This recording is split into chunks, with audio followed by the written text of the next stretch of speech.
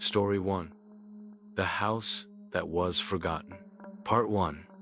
Abandoned, but not empty. It happened just a couple of years ago. In our small town, there was a house that almost no one remembered anymore.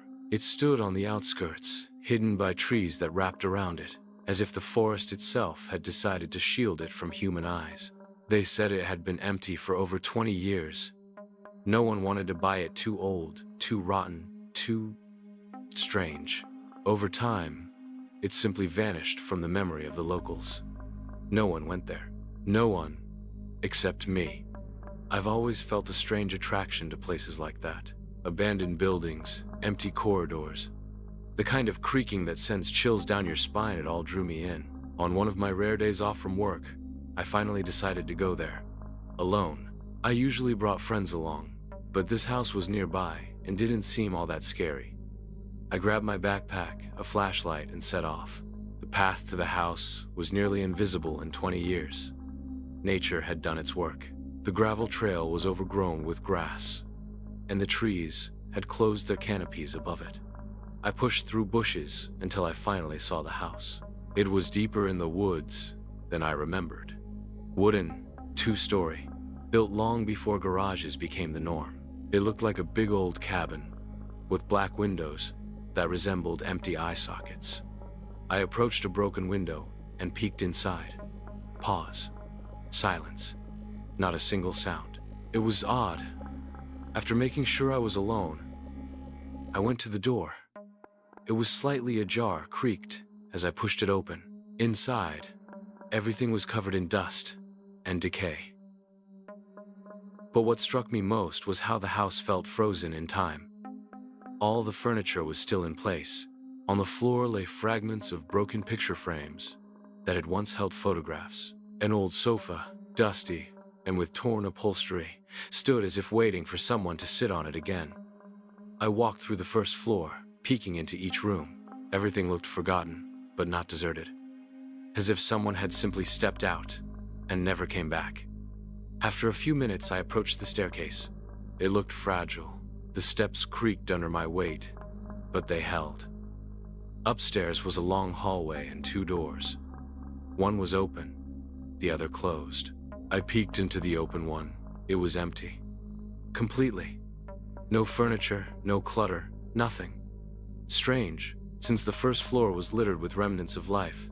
I stepped inside, shining my flashlight into the corners, and then a loud crash from downstairs.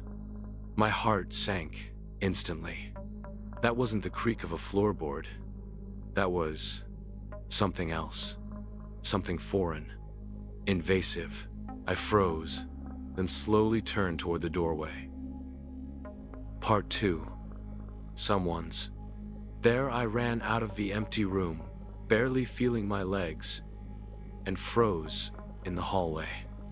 The house was dead silent again. Only my own breathing broke the eerie stillness. The flashlight trembled slightly in my hand. Slowly, almost tiptoeing, I made my way back down to the first floor, illuminating every wall, every corner, every shadow. Nothing. No sound, no movement, not a single sign that anyone had been here. But I knew someone had. I could feel it. That awful sensation settled in my gut. The one that pulls you away from danger. The one we used to call the first alarm with my friends. We had a rule. As soon as you feel that deep, primal unease, you leave. No questions, no bravado. And I decided to leave. Right then. But as I approached the exit, my heart almost stopped. The door I had left wide open was now closed. Completely. As if someone had quietly, carefully, and soundlessly shut it behind me. I rushed to it, grabbed the handle. Locked. As if locked from the outside, the world narrowed to the pounding in my ears and the scrape of my fingernails on the metal handle. I wasn't alone. Someone was here, and that someone didn't want me to leave. I bolted for the window, the same one I had peeked through before entering. It was broken, but wide enough. Without thinking, I jumped through it, scraping my arm, slamming my shoulder, but I tumbled out. Silence. I stood in the woods, looking around, trying to breathe, slowly. Nothing. No footsteps, no voices. Just the trembling beam of my flashlight and the rustling branches above me. I was about to run back the way I came, but then I saw the lights. Red and blue flashing lights, cutting through the trees. I froze, pressed myself against the nearest trunk. A few seconds later, I saw them 2 police cars pushing their way down the overgrown path toward the very house I'd just escaped. They drove right past me. I stood still as a shadow, invisible. And what struck me most deep down, I didn't feel like they were coming for me.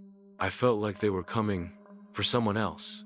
The officers disappeared behind the trees, and I slowly, as if in a dream, began to slip away into the forest, heading in the opposite direction. I didn't turn my flashlight back on. I just walked, trying not to breathe too loudly, until I finally reached the street. Part 3. No one must know.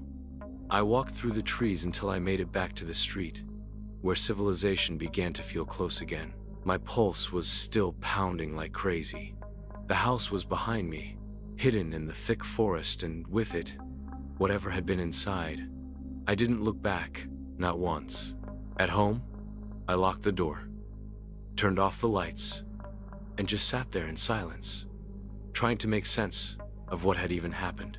The next day, I couldn't resist. I started searching for any information. News reports, police logs, rumors, anything about that night. But nothing. Not a single article. Not one line. No record of a police call to that address.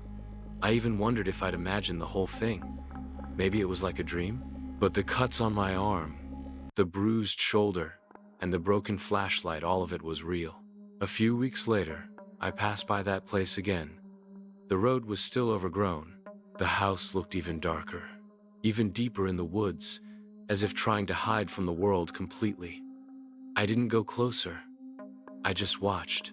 The window I had jumped through was boarded up. I haven't told anyone about this. I just couldn't. How could I explain that there was something inside, that someone might have been hiding there? Or worse, waiting. And the most terrifying part, I still don't know who locked the door, or why the police came that night, or why no one ever mentioned it afterward. I'm alive. I was lucky. But the feeling that I wasn't supposed to make it out still clings to me, as if someone or something chose me to see if I'd make it. Since then, I don't explore abandoned houses anymore. Story 2. The Silence Plant. Part 1. The Abandoned Giant. It happened in 2016. I was living with 2 friends, Jason and Andrew, in the same apartment while we were finishing our last year of college. We were a typical trio: classes, work, and the occasional free evening. Whenever we had one of those rare nights off, we almost always turned it into a mini adventure. Hikes, night drives, urban exploration. Our unofficial hobby, sneaking into places we weren't supposed to. One of those nights, Andrew told us about a place he'd heard about, an abandoned factory on the outskirts of town. We lived in the Midwest, where the city limits abruptly gave way to endless plains and concrete skeletons of the past. We didn't have an exact address, but we found it on a satellite map, a huge gray blotch in a sea of overgrowth. We parked near an old gas station a few blocks away and went on foot. The street was empty, completely. No cars, no people, no lights in the windows, just us.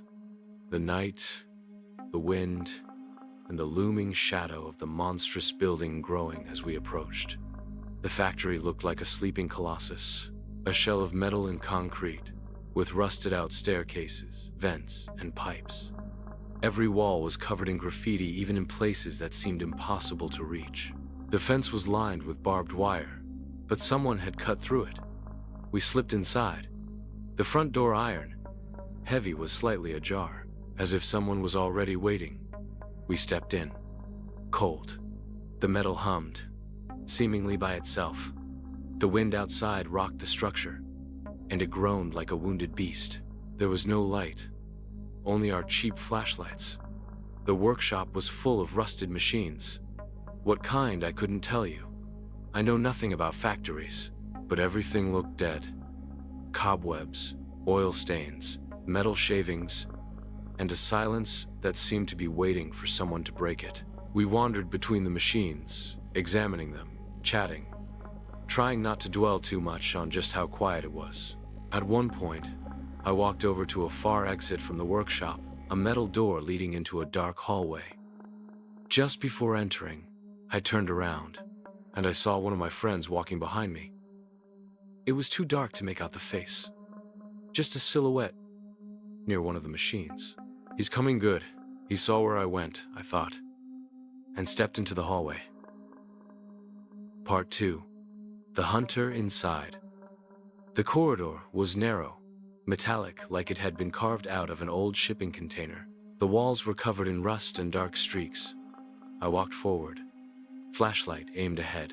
The feeling that someone was behind me wouldn't go away, but I figured it was just Andrew or Jason. I had another door, heavy, thick. I pushed it. It opened with a creak, and I stepped into a new room, another workshop, but much darker. In the center, something like an old conveyor belt. Along the ceiling, a metal walkway, a hanging platform, or overhead rail like in those factory movies. I pointed my light upward. At the far end of the platform, I noticed something odd, like something was hanging from it. As I squinted at the ceiling, behind me click, the door shut. It didn't slam. It didn't bang. It closed gently, silently, as if someone had stepped in after me and didn't want me to know. I whipped around and pointed my flashlight. Empty. The door was shut and no one was there, but I heard it close. I knew it. "Hey," I called out. "Jason? Andrew?" Silence, heart pounding in my throat.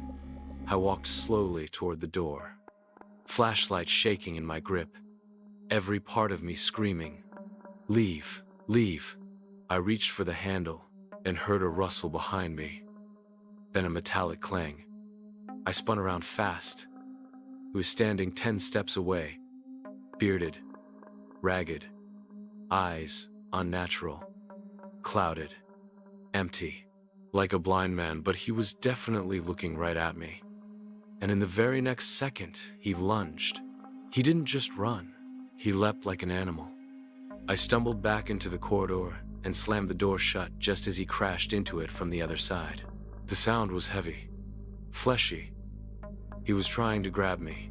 He had been waiting for me to step away from my friends. I ran back down the corridor, my feet slipping, flashlight shaking wildly. Somewhere ahead, I heard someone calling me. "Hey, where are you?" It was Jason. "Can you hear us?"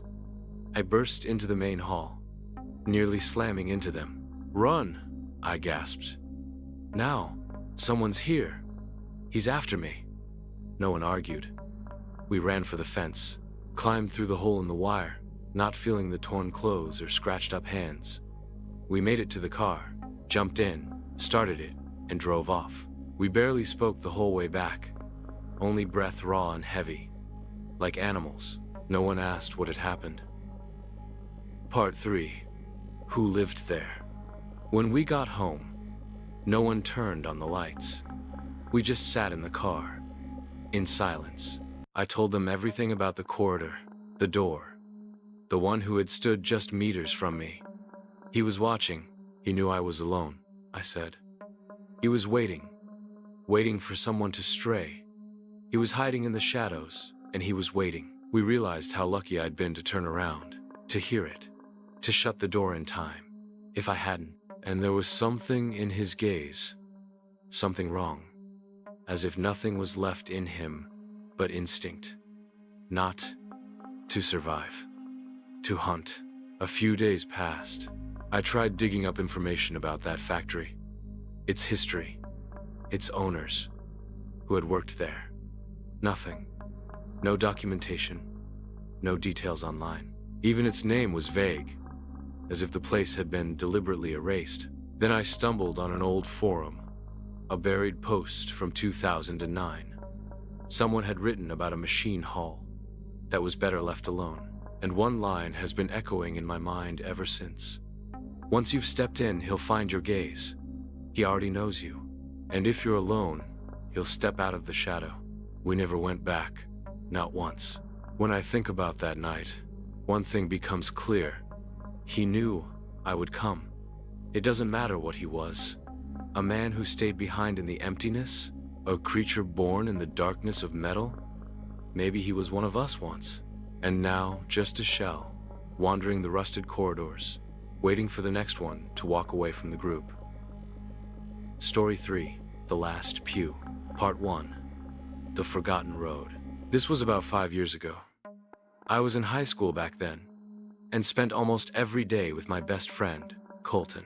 We weren't full-blown adventurers, but we often wandered around the outskirts of town, looking for abandoned places, sneaking into places we weren't supposed to, just to feel that tingling thrill, like we were brushing up against something forbidden. That day was the start of winter break. No snow yet, but the cold was thick, like the air itself had turned to glass. We were at his place, playing Xbox, until boredom kicked in. So we decided to go for a walk. Our town always whispered about one place, the old church on the edge. It stood at the end of a dead road, long closed off and overgrown. As a kid, I was terrified of it. The black spire, the shattered windows, and that rumor that someone still prayed there. But as I got older, fear turned into curiosity. And when we found ourselves nearby, Colton said, "Want to check it out?" The road to the church looked like the earth itself had tried to erase it.